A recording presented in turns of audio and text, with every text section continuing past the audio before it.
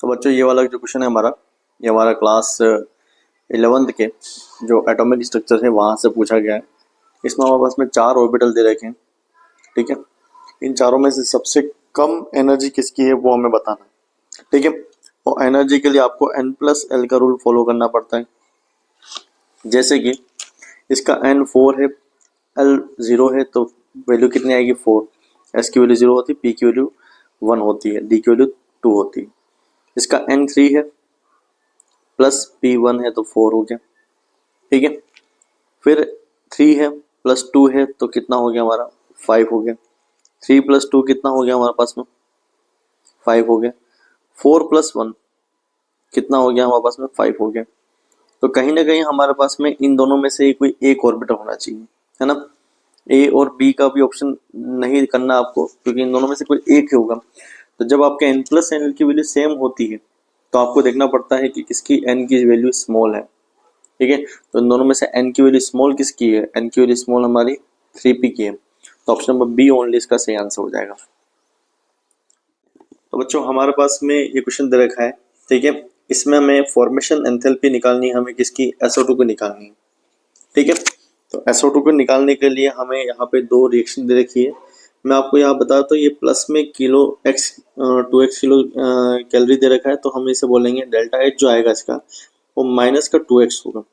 इसके लिए क्योंकि प्लस में y है, देखो एक्सोथर्मिक है ना दोनों, तो ये क्या आएगा हमारा माइनस का y आएगा। आपको SO2 बनाना है, तो SO2 बनाने के लिए आपको जरूरत किसकी पड़ेगी, एक तो इस वाली रिएक्शन की, इसकी। SO2 किससे बनता है हमारा, सल्फर से बनता है। तो पहली वाली रिएक्शन को यूज करते हैं अपन, सल्फर से बनाएंगे 3/2O2 SO3। तो इसकी हीट कितनी होगी हमारी माइनस की 2x होगी। आगे बात समझो। फिर हमें यहाँ पे जो SO3 बना है उसको कैंसिल आउट करना है, तो दूसरी रिएक्शन की हेल्प लेंगे, इसको रिवर्स कर देंगे। सेकंड वाली रिएक्शन को हम क्या करेंगे, रिवर्स करेंगे। तो दूसरी वाली रिएक्शन में हमने रिवर्स कर दिया, ठीक है। तो ये बनाएगा हमारा SO2 + हाफ O2। तो यहाँ पे इसकी -y की जगह पे क्या हो जाएगा, हमारी +y हो जाएगा, ठीक है। अब अगर आप इस रिएक्शन को देखोगे तो यहाँ पे SO3 से SO3 चला गया हमारे पास में, हाफ O2 में से बचा तो हमारा एक O2 बचा, तो नेट क्या आएगा S + O2 गिव्स SO2। तो फाइनल आंसर क्या आएगा हमारा y - 2x, ये इसका आंसर होगा, ठीक है। तो y - 2x option number B हो सकता है। इसका एक अल्टरनेट मेथड भी है, ये हमारा मेथड नंबर अगर हम वर्ब 1 बोले तो एक अल्टरनेट मेथड होता है, ठीक है। यहाँ तो हमने क्या कर दिया, हेस लॉ की हेल्प से किया हुआ है, ठीक है। अल्टरनेट मेथड क्या है, देखो उसमें क्या कर सकते हैं हम लोग कि हमारे पास में SO2 की फॉर्मेशन एंथैल्पी निकालनी है। तो SO2 की फॉर्मेशन एंथैल्पी हमें पर्टिकुलरली इस वाली रिएक्शन में दिख सकती है। ये दिख रही है हमें SO2 + half O2 gives SO3, ठीक है। और इसकी डेल्टा एच कितनी हमारे पास में -y, ठीक है। ये हमारे पास में है, तो ये डेल्टा एच रिएक्शन कहला जाएगी, है ना। अब ये हीट ऑफ रिएक्शन है जो कि हमारे SO3 की है। तो ये हीट ऑफ रिएक्शन क्या बोल रही है हमारा, इसके लिए हमें फॉर्मेशन एंथैल्पी चाहिए होती, तो formation enthalpy of SO3 minus formation enthalpy of SO2 + O2 half O2, SO2 + half O2, क्योंकि प्रोडक्ट माइनस रिएक्टेंट की फॉर्मेशन एंथैल्पी से क्या बनता है, हीट ऑफ रिएक्शन बनता है। हीट ऑफ रिएक्शन तो हमारे पास y है। SO3 का देखो फॉर्मेशन भी दे रखा है आपको ऊपर, कितना दे रखा है 2x दे रखा है। तो ये 2x नहीं, ये यहाँ पे क्या है -2x है, तो ये आपका -y है, ये -2x है। और यहाँ पे आ गया आपके पास में SO2, O2 का क्या हो जाएगा आपका 0 हो जाएगा, आप जानते हैं, ठीक है। तो डेल्टा एच SO2 फॉर्मेशन लिख देता हूँ मैं, इजिकल टू क्या होगा हमारे पास में कि ये होगा y - 2x। तो यहाँ पे भी आंसर हमारे पास में क्या आ रहा है y - 2x, इधर भी आंसर क्या आ रहा है y - 2x, ठीक है। तो ये जो क्वेश्चन है हमारा, ये हमारा क्लास 11 का इक्विलिब्रियम से क्वेश्चन लिया हुआ है। बच्चों आपने नोटिस किया हो तो एक शिफ्ट फर्स्ट में भी क्वेश्चन था जो सॉल्यूशन चैप्टर से था, है ना। और उसमें diagram as it is NCERT से उठाया गया था, और इसमें भी जो बोलूंगा मैं diagram as it is NCERT से उठाया गया। ये रिएक्शन है, इसके लिए हमारे पास में जो H2 और H2 + I2 गिव्स 2HI दे रहे हैं, तो उसके लिए सही इक्विलिब्रियम पे क्या होगा, मतलब मोलर कंसंट्रेशन वर्सेस टाइम का ग्राफ क्या होगा टाइम के बीच में और मोलर कंसंट्रेशन में। ऑब्वियस सी बात है H2 की कंसंट्रेशन कम होगी, I2 की कंसंट्रेशन कम होगी एक बार। फिर एच आई की कंसंट्रेशन बढ़ेगी और एक टाइम पे जाएगी कांस्टेंट हो जाएगी। कांस्टेंट वाली वैल्यू दे रखी है, ये इक्विलिब्रियम हमारा, ठीक है। तो H2 की कंसंट्रेशन कम होनी चाहिए, बट I2 बढ़ गया, ये वाला नहीं होना चाहिए। यहाँ पे H2 भी बढ़ रहा है, I2 बढ़ रहा है, ये भी नहीं होना चाहिए। H2 की कंसंट्रेशन कम हो रही है, सही है। I2 कंसंट्रेशन कम हो रही है, सही है। 2HI मतलब HI कंसंट्रेशन बढ़ रही है, ये भी सही है ना। वो 2 से कोई फर्क पड़ने वाला नहीं, जानना, तो ये वाला ऑप्शन वहाँ सही है। इसमें देखो H2 बढ़ रहा है, गलत हो गया, ठीक है। तो हमारा इसका ऑप्शन नंबर सी इसका सही आंसर हो जाएगा। तो बच्चों ये वाला जो क्वेश्चन हमारे पास में, ये हमारा क्लास 11 के मोल कंसेप्ट से क्वेश्चन लिया गया है ना। Molecular formula and empirical formula बड़ा सिंपल सा है। तो यहाँ पे आपको देखो क्या दे रखा है कि कार्बन जो है उसका परसेंटेज आपको दे रखा है 54.2, ठीक है। हाइड्रोजन का परसेंटेज दे रखा है आपको कितना, 9.2%, ठीक है। या परसेंट को ग्राम में कर लूंगा क्योंकि मास में दे रखा है हमारे पास में। और ऑक्सीजन का परसेंटेज दे रखा है हमारे पास में 36.6 दे रखा है, ठीक है। तो अगर हम सभी को ऐड कर लेते हैं तो वैसे तो तीन ही एलिमेंट दे रखे हैं वैसे तो यहाँ पे, ठीक है। अगर कोई एक एलिमेंट छूट जाता तो आपको चेक करना होता कि सब 100% हो रहे कि नहीं हो रहे, तो सारे 100% वैसे भी हो रहे हैं। पहली बार में आपने इस परसेंट को क्या मान लिया, इसका मास मान लिया ग्राम में। अगली बार में आप इसका क्या निकालते हो, मोल निकालते हो, 54.2 डिवाइड बाई 12, ठीक है। तो ये जो आंसर आएगा हमारे पास में, ये कितना आएगा हमारा, लमसम 4.52 के समथिंग आएगा। फिर 9.2 डिवाइड बाई 1 यानी क्या होगा हमारा, 9.2 होगा। फिर आ रहा हमारा 36.6 डिवाइड बाई 16, तो इसका आंसर आता है हमारे पास में 2.28 या 29 मान लो, है ना, ये आ रहा है। तो हम इन सभी को डिवाइड किससे करेंगे, इससे सबसे छोटी क्या उससे डिवाइड करेंगे, जैसे कि 2.29 से डिवाइड करेंगे, 2.29 से डिवाइड किया जाएगा और 2.29 से डिवाइड किया जाएगा, यही करते हैं। ये तो आंसर आ गया 1।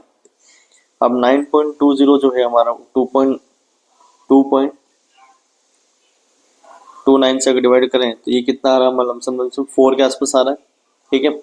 उसी तरह से हमारे पास में 4.52 को अगर हम डिवाइड करें 2.29 से, ठीक है, तो ये आता है हमारा लमसम 2 के आसपास आता है ना, 1.9 समथिंग आता है।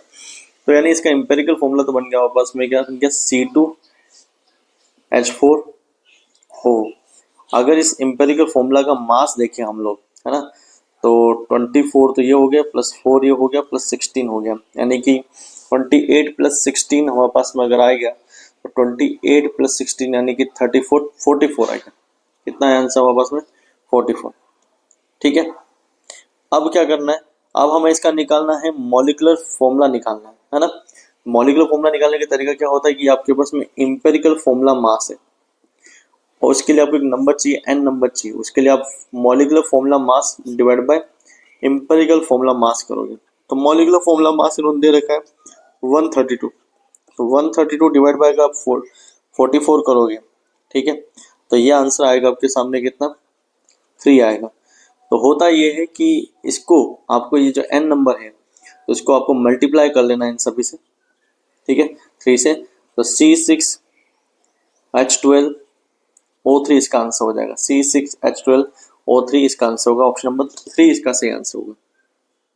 ये हमारा जो क्वेश्चन है वो हम कैसा कह सकते हैं कि हमारा आयनिक इक्विलिब्रियम से भी क्वेश्चन है, या फिर आप इसे थर्मोडायनेमिक्स से भी मान सकते हैं। क्या बोल रहा है कि which of the following 1m base and 1m acid, है ना, दोनों के 1m है, largest leads to the largest increase in temperature. देखो इंक्रीज कब होगा टेम्परेचर, जब रिएक्शन बहुत ज्यादा हाईली एक्सोथर्मिक होगी। हाईली एक्सोथर्मिक रिएक्शन तभी हो सकती है जब परफेक्ट न्यूट्रलाइजेशन होगा।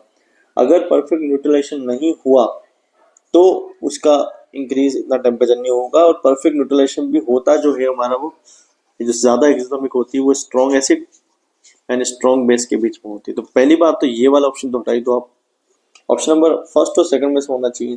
तो दोनों ही 1m है तो दोनों के इक्वल वॉल्यूम होना जरूरी है, तो ऑप्शन नंबर बी इसका सही आंसर हो जाएगा। तो ये क्वेश्चन है, ये क्लास 12 की केमिकल काइनेटिक्स से क्वेश्चन लिया हुआ है। इसमें आपस में 3 स्टेप में रिएक्शन हो रही है, K1 K2 K3, उनके लिए रेट कांस्टेंट दे रखा है और उनसे मिलकर बनने वाली ओवरऑल रिएक्शन का रेट कांस्टेंट हमारे पास में ये एक्सप्रेशन दे रखा है, ठीक है। और इनकी एक्टिवेशन एनर्जी हमारे पास में 60 30 एंड 10 है, मतलब फर्स्ट की है, सेकंड की है, थर्ड की है। तो हमें बताना है कि ओवरऑल एक्टिवेशन एनर्जी क्या होनी चाहिए। ठीक है, देखो हम आरएनएस इक्वेशन पर जाए तो हम के को ऐसा तो लिख सकते हैं कि ओवरऑल के जो होगा हमारा माइनस ए अपॉन आर टी हो जाएगा, इक्वल टू क्या होगा हमारा अंडर रूट, ऊपर क्या दे रखा है हमारे पास में के वन दे रखा है, तो ई की power E A upon E A one है ना, ई ए वन आर टी। ठीक है, मल्टीप्लाई में क्या आएगा हमारा ई टू लिख रहा हूँ मैं, ठीक है ना, ई ए को ई टू नहीं आ रहा है यहाँ ऊपर, कितना आ रहा है ई थ्री आ रहा है, ये ध्यान से। ठीक है, अपॉन में कितना आएगा हमारे पास में minus E two R T आ गया, ये हमारे पास में हो चुका है।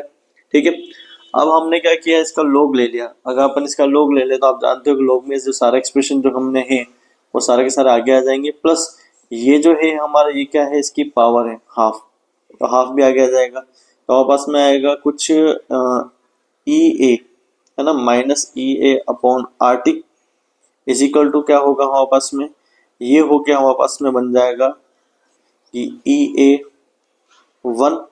ठीक है, क्योंकि वो माइनस माइनस वाला जो होगा इससे प्लस हो जाएगा। ठीक है, जैसे बना देते हैं कुछ, बना ही लेते, काम करते इसको लोग बना ले, तो लोग एल एन किया, एल एन ई की power A upon R T is equal to क्या आएगा एल एन, हमने लिख दिया, इसको लिखा। ठीक है, इन सब का हाफ तो मैं सबसे पहले आगे लेके आएगा। ठीक है, अब मैंने एल एन ई की पावर क्या लिखा मैंने, E one upon R T. ठीक है, प्लस में क्या आएगा हमारा L N E three upon में क्या आएगा हमारा आर टी, और ये वाला जो है ये हमारा क्या होगा माइनस में है, तो माइनस वाला ऊपर आ गया, तो हमारे पास में आएगा एल एन ई की पावर क्या आएगा हमारा ई टू अपॉन आर टी, ऐसा कुछ हो जाएगा। ठीक है बेटा, अब इसको अगर सोल्व करें तो हमारे पास में जो ये पूरी पावर है ये तो आगे आ जाएगी, है ना, ये आगे आ जाएगा हमारे पास में यहाँ पर। और आप जानते हो कि एल एन ई की वैल्यू क्या होती है, वन होती है, तो ये हो गया minus minus E A upon R T.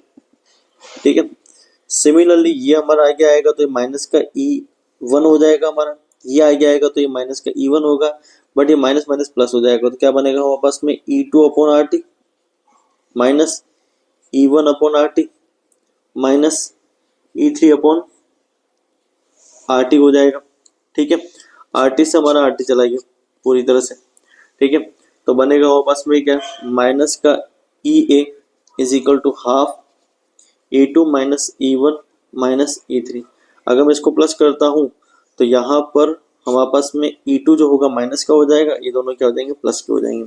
तो वैल्यू देख लेते हैं हम, हाफ ई टू की वैल्यू हमारा माइनस में रहेगी, तो ई टू हमारा 30 वाला है, हमारा 60 वाला फर्स्ट का है, प्लस थर्ड का हमारा क्या है 10 है, और माइनस क्या है 30, माइनस क्या है 30। तो करेंगे हम, तो हमारे पास में आंसर निकल के आएगा हमारे पास में ये 76 माइनस 30 हो गया 40, तो कितना है हमारे पास में 20 आ जाएगा इसका। तो इसका आंसर कितना होगा हमारा 20। जो हमारा वो क्लास 12 के केमिकल काइनेटिक्स से क्वेश्चन दिया हुआ है। ठीक है, इसमें दो स्टेटमेंट लिखे हुए हैं कि पहला बोल रहा है कि फर्स्ट ऑर्डर रिएक्शन के लिए क्या ये वाला ग्राफ सही है। अगर आप जानते हो कि फर्स्ट ऑर्डर रिएक्शन में जो उसकी हाफ लाइफ होती है वो उसकी इनिशियल कंसंट्रेशन जो आर नोट होती है उससे इंडिपेंडेंट होती है, उस पर आर नोट का कोई फर्क पड़ता नहीं है, तो ये वाला ग्राफ तो बिल्कुल सही है। ठीक है, फिर दूसरा बोल रहा है log R upon R nought. देखो फॉर्मूला क्या होता है हमारे पास में, के इज इक्वल टू क्या होता है 2.303 upon T log R upon R nought ही होता है हमारे पास में। ठीक है, नहीं आर नोट ऊपर होता है ना, क्योंकि इनिशियल कंसंट्रेशन ऊपर पाई जाती है, फिर बाद में फाइनल कंसंट्रेशन आती है ना, ये हमारा इसका जनरल फॉर्मूला होता है। अगर इस फॉर्मूले को अपन देखें तो इसके लिए हम ग्राफ बनाए, ठीक है, टी के बीच में, तो फॉर्मूला बनेगा हमारा log R nought upon R is equal to क्या आएगा हमारे पास में के टी अपॉन 2.303। तो ये तो आर नोट के लिए तो बिल्कुल ये ग्राफ यही बनेगा, बट इसमें आर ऊपर कर रखा है, तो अगर मैं इसको आर को ऊपर कर लेता हूँ, अपॉन में क्या करता हूँ आर नोट करता हूँ, तो ये माइनस का क्या होगा हमारे पास में के टी हो जाएगा। तो माइनस वाले के लिए ग्राफ जो आएगा हमारे पास में वो कुछ ऐसा आएगा, नीचे की तरफ आएगा, तो ये वाला ग्राफ सही नहीं है। तो स्टेटमेंट नंबर फर्स्ट सही है, बट सेकंड क्या है हमारा गलत, first true but second is false, तो सही आंसर इसका ये वाला हो जाएगा। ये वाला जो क्वेश्चन ये हमारा क्लास 12 के सॉल्यूशन चैप्टर से दिया हुआ है। इसमें हमारा कंपाउंड दे रखा है MX2, जिसका हमारे पास में एक तो दे रखा है ऑब्जर्व यानी कि एबनॉर्मल मोलर मास, दूसरा है नॉर्मल यानी कि जो जनरल हम थ्योरेटिकल निकालते हैं वो मोलर मास दे रखे हैं। ठीक है, तो ये इन दोनों की वैल्यू दे रखी है। आपको डिग्री ऑफ आयनाइजेशन बताना, डिग्री ऑफ डिसोसिएशन बताना, परसेंटेज बताना है ना। देखो आप लोग जानते हो आई का फॉर्मूला क्या होता है हमारा, नॉर्मल मोलर मास अपॉन क्या आता है हमारा एबनॉर्मल मोलर मास। तो नॉर्मल मोलर मास यहाँ पे कितना दे रखा हमारे पास में, नॉर्मल गिवन है हमारे पास में 164 दे रखा है, सेकंड वाला वही है ना। और एबनॉर्मल कितना हमारे पास में 65.6 दे रखा है। ये हमारा नॉर्मल, ये हमारा कितना एबनॉर्मल है। तो अगर इसको सोल्व करते हैं तो लगभग वैल्यू आती है 2.5 आती है, यानी ये हमारा डिसोशिएट हो रहा है। अब अगर हम इसका अल्फा निकालना पहले कि अल्फा क्या है, तो सोचो MX2 है वो डिसोशिएट हुआ हमारा, ठीक है, और डिसोशिएट होकर क्या बनाएगा M2 प्लस 2x माइनस बनाएगा। इनिशियली ये 1 मोल होगा, ये 0 होगा, ये 0 होगा, ये 1 माइनस क्या होगा हमारा x हो गया, x यानी अल्फा, ये हमारा क्या होगा अल्फा होगा, ये हमारा क्या होगा 2 अल्फा होगा। Ultimately and at the end में इसके पास में बड़ा इसका में टोटल मोल कितना हो गया 1 minus alpha plus alpha 2 alpha. तो इन सबको ऐड करें तो कितनी वैल्यू आएगी हमारे पास में 1 प्लस 2 अल्फा, जो कि होता है हमारा क्या I इज इक्वल टू क्या होगा हमारा 1 plus 2 alpha number of particle after solution and before solution. तो वैल्यू कितनी आ रही है I की 1 प्लस 2 अल्फा आ रही है, और I की वैल्यू हमने अभी भी निकाली थी ऊपर 2.5 थी। तो 2.5 is equal to 1 plus 2 alpha, तो 2 अल्फा इज इक्वल टू कितना आएगा हमारे पास में, यह आ गया हमारे पास में 1.5। तो अल्फा इज इक्वल टू हमारे पास में निकल के आएगा कितना 0.75, ये अल्फा की वैल्यू है। अगर इसको परसेंटेज में करोगे तो 75% इसकी वैल्यू आ जाएगी। तो इसका आंसर क्या होगा 75%। ठीक है।